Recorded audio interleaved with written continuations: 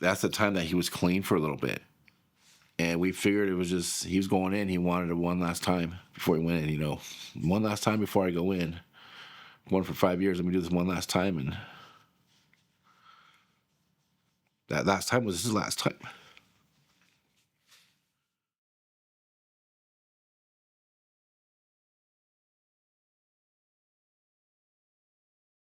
He was an adventurous person, he was like a risk taker too. If you walked in the room, he had the most contagious smile. That smile, anybody would notice that anywhere. But he was also one of those kids that, because he loved his family. He would do anything for his family. But we had a different kind of, we would walk in the morning and flip each other off to say good morning. That's how we said we love you. That was us. Nothing mean about it. Just we would get each other laughs. He liked to make people laugh, so we pick on each other. We do stuff like that to pick on each other. That's how we loved each other. Even with his brothers, even with his brothers did the same thing. Me and his brother, same thing. That's how our family was. At least for me. Maybe not his mom, but me. He was too smart for school. In my eyes, he was smart, genius, smart. And school, I think, was too slow for him. But he always had ideas. He always had thoughts in his head and ideas to want to be an entrepreneur, to be rich. Came up with ideas to, make things. They should make something for this, make something for this. But I think school was too slow for him. He was a big dreamer. He like I said, school was too slow. It was, like he should have been. He was in all in advanced classes, and it was still too slow for him. I wasn't around him as much at that age, because he was more at his mom's house, and we never forced our children to come see us. But just the friends he had, hanging with a bad crowd. Be honest, I've been there, done that. I'll be clean in 20 years this year in May. Been there, done that, And at first I know for back in the day, of course, it was the pot, where you don't really, at that time, pot wasn't like it is now. I was the person that would try to talk sense to him. I don't sugarcoat nothing. I'm straight up and brutal. He hated me for that. He hated me but loved me for that. I hate when dad's like that. I know he's right, but I hate when he's like that type thing, They got into more. I'm not sure exactly I don't know exactly at that time what the drugs were that he was doing. And then him and his brother moved to Washington to get away from the people here. And they were gone a year and a half. In Washington, marijuana was legal, which I have no problem with that. You're not doing all this other drugs. And so they went over there, and then they came back. They came back to Arizona, and he was working, had a good job. He liked to work in restaurants. At one point I think he was a line cook at a restaurant, but most of the time most of the jobs I know, he worked in restaurants. And he liked it, even as a dishwasher. He liked to stay busy when he was working. But he did have a lot of jobs. And in one of his jobs, he worked with his older brother. And he idolized his older brother. That was his best friend. And they even lived together when they came back from Washington. Yeah. They lived together for, I think, a few years. And so, living with your older brother, hanging out with your older brother all the time, working with your older brother, like I said, that was his best friend. He looked up to him. But he also had a lot of depression. He also, I think what the drugs did was mask a lot of stuff. And there might be more stuff that he masked that I don't know, but from what I know is he used it to mask things, to mask his feelings, mask his depression, mask his pain. he was a totally different person when he was, you know, when he got into fentanyl, he was a totally different person. You know, always had an attitude, always had, you know, and that wasn't my son. You know, if I knock on the door, you know, just going out, that wasn't my son. You know, and then yes, it was the drug. And when he was off it for a little bit, you could see the difference in somebody, you know, how nice they are, how they want to do stuff, to where when they're on fentanyl, they don't want to do nothing. His brother moved out because he had a girlfriend. So my son needed a place to live. So he came and lived with me. And in our garage, we made it into a little bedroom. So he came and lived with us, and he lived with us for about a year, maybe a little over a year, something like that. What sucks is I knew what he was doing. And like I said, I don't sugarcoat it. I tell him, I sugarcoat stuff. I'm sorry. I don't tell him. I tell him stuff all the time to say, you got to stop doing this. You got to stop doing this. You know, you need to get treatment. You need to get treatment. And I know in the back of my mind he wanted to, but at the same time he didn't want to. You know, you have to want it for yourself. And some people were like, you need to kick him out of your house. You're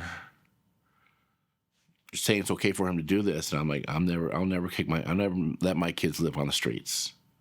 I'm that parent that I will never let my kids live on the streets. I don't care how bad that is. I don't want to be not knowing where my son is at. If he's in a ditch somewhere, you know. Right. I'd rather him know he has food to eat. He has a shelter. He has warmth. And I would ask him all the time, I need son, you need to do this. And he tried many times. He went to a couple facilities. He went to some methadone clinics. And he tried. And I think there was a time where he was clean for like 6 months. And then, you know, he was going to go, you know, when he was in the midst of doing those drugs, he would steal. You know, that's what they do to get the money for this stuff. And he was going to court that morning to sign papers to go to jail. And that's the morning it happened. Well, like I said, he was supposed to go to court to sign papers to go to prison for a little bit. I took him to go see his Nana and Papa and his uncle and everybody, his brother and sister, everybody to see him before, you know, he was going in, because I was the one taking him. And that night I couldn't sleep. I would think I was up every 2 hours. He was sleeping on the couch in the living room because it was too hot in the garage, because what was it? December 21st. No, it was too cold in his garage, even with the heater. So he wanted to sleep out in the living room. And every hour or two, I went out there and checked, and he was still sleeping. When I do that, I always look outside and just look outside. I saw a truck out there, and I didn't think of nothing. And then at 6 o'clock, when my alarm went off, I went out there, and he wasn't on the couch. And I looked outside. That vehicle wasn't there no more. I'm like, maybe he just went go get something to drink real fast. I don't know. I tried calling his phone. It was going straight to voicemail. I'm like, let me give him a little bit, because we had to be to court at 8 o'clock, and it was 6 o'clock. That's why we were waking up. And I thought, I also thought maybe he was running, to get away from it, so he doesn't have to go in. Because I know he was scared. Who wouldn't be scared? You're looking at doing 5 years. Who wouldn't be scared? And so I went to an apartment complex where I know his friend lived. And I saw that same van there that I saw earlier when I looked outside. I'm like, okay, I know he has to live around here somewhere. I know an apartment. I knocked on every door.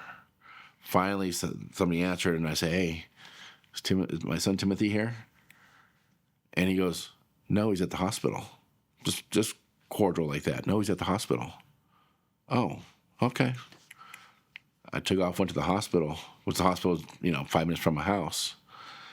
And when I got there, they put us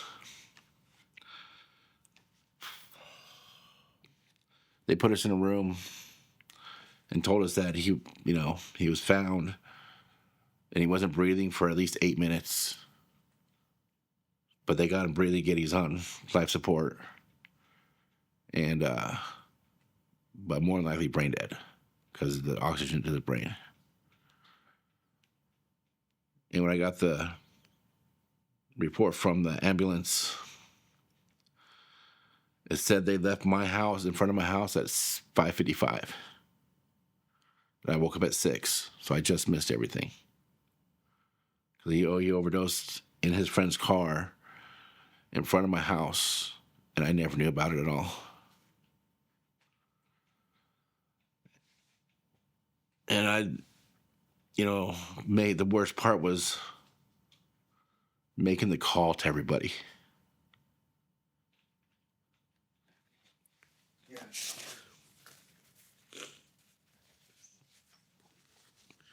I mean, the worst part was my son being there. But then making the call to everybody, "Hey, Timothy's in the hospital. Doesn't look good." And for a while there, I thought he was doing good, He was moving. If I talked to him, I see little tears coming out, but doctors were like, "No, that just happens." Just involuntary. Involuntary.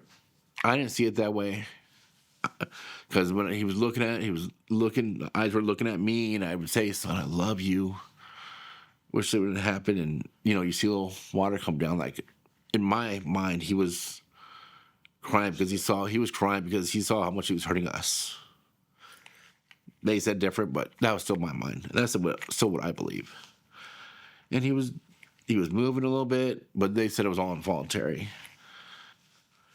Because he declined while we were there, moving to no moving at all. So we had to make the decision to take him to hospice. And after we took him off the life support, he was about another 5 or 6 days. We were staying the night at the hospice, and then I went to church that morning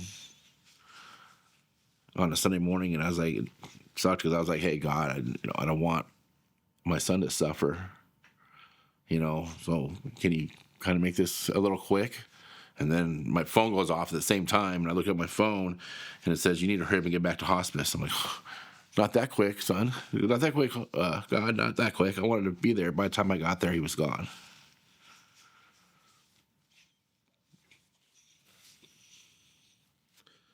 Don't think I cried this much long time.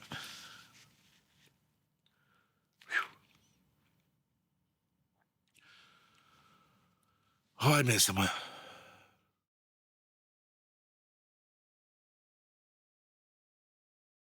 From what we know is, I guess he had his own stuff. His friend that came over had their own stuff, and they were doing it in the car. And I guess my son's stuff was bad because his friend was fine. And his friend said that he didn't even do a lot. Now, at that time, like I was saying, that's the time that he was clean for a little bit. And we figured it was just, he was going in, he wanted it one last time. I forgave his friend. I was mad. I was angry. I don't get angry. And to feel that rage coming over me I wanted to beat this kid, honestly. And just because, and it wasn't just because it was just because he didn't knock on my door. Let me know, "Hey, your son's in there. Son's out here. He's having, paramedics are here." That was my anger. Why didn't I get told? But I guess there's a reason why I didn't, you know, I wasn't, no, maybe there's nothing I could have done, you know, there's nothing I could have done. And so I went to his friend and I knocked on his door, and, you know, I'm a Christian. I know things like God wants you to forgive. I can't say it right now. So forgive others as God forgave you. I went to and knocked on his door, and he wouldn't answer the door. I'm a big guy. He was probably 100 pounds wet. And I told him, I just want to give you a hug and apologize and forgive you.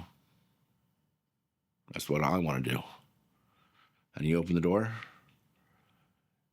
I gave him a hug, and I said, I forgive you. I don't blame you for this. I'm forgiving you for not letting me know what happened. I'm not forgiving you for. I don't blame you for my son going. That he made he made his own choice. I was mad at you for not knocking on my door. And he said, yeah. When the paramedics came, they asked me to move my car. I left because I was scared. I said, but I forgive you for that. Made all that anger and pain go away. Not the pain, but the anger and the outrage that I had in me just went away. I said, at that time, my son was still in the hospital when I told him that. I said, you're welcome to come see him, because they were good friends. They're best friends too. And I said, but you got to come when other people aren't there, because they won't be as forgiving as me. So I think he came once, but that was about it. I feel like I haven't grieved enough for him in my own heart. You know,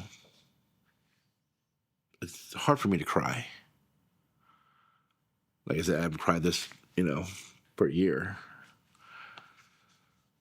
I feel like that's just my personal belief. Everybody tells me, I know every group's in their own different ways, but I have groups like my Helping Parents Heal to help me out.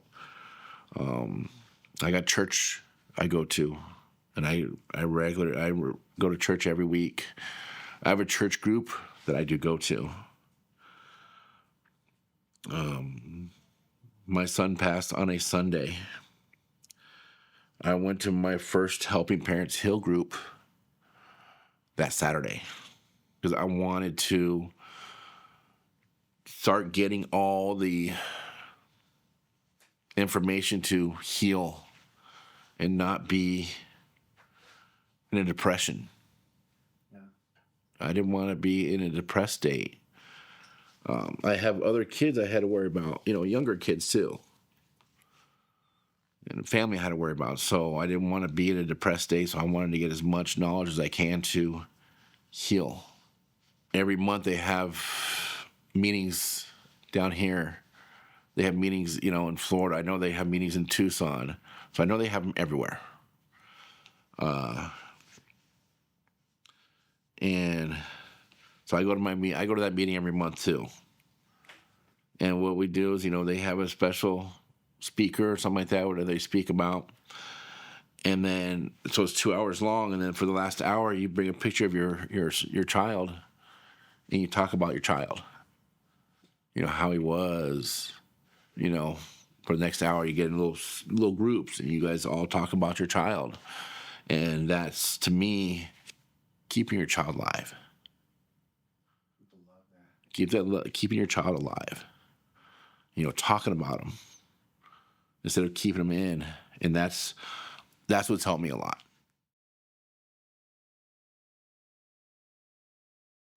Don't blame yourself. There's nothing you can do.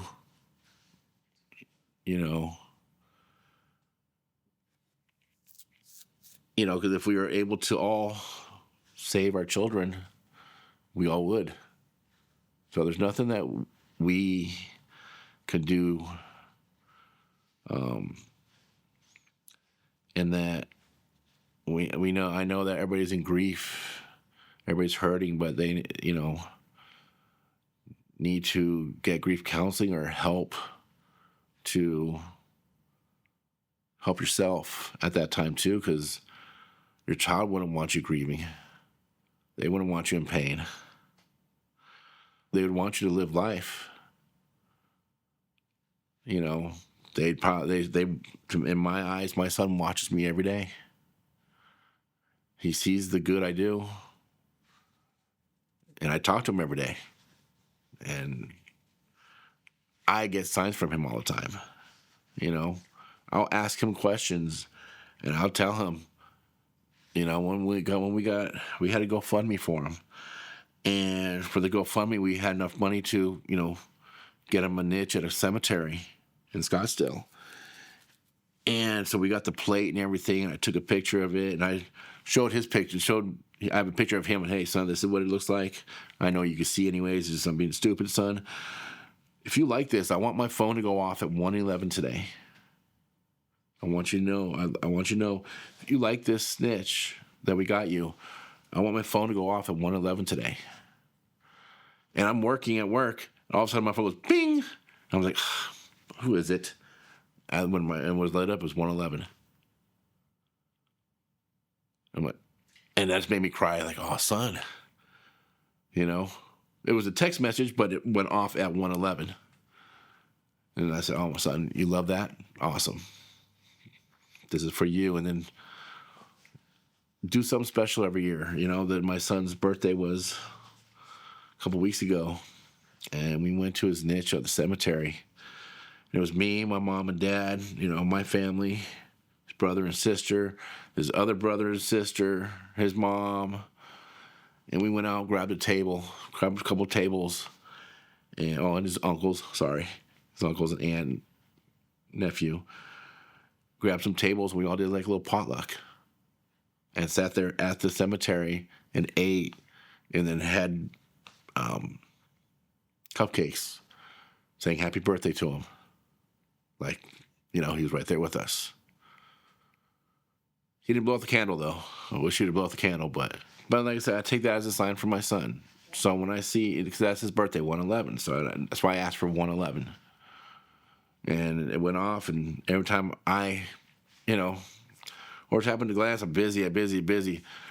I see the phone at 1:11. I love you too, son. I don't try to find it at 1:11. It just happens to, what time is it? Happen to look. And that's the first thing I say. I love you too, son.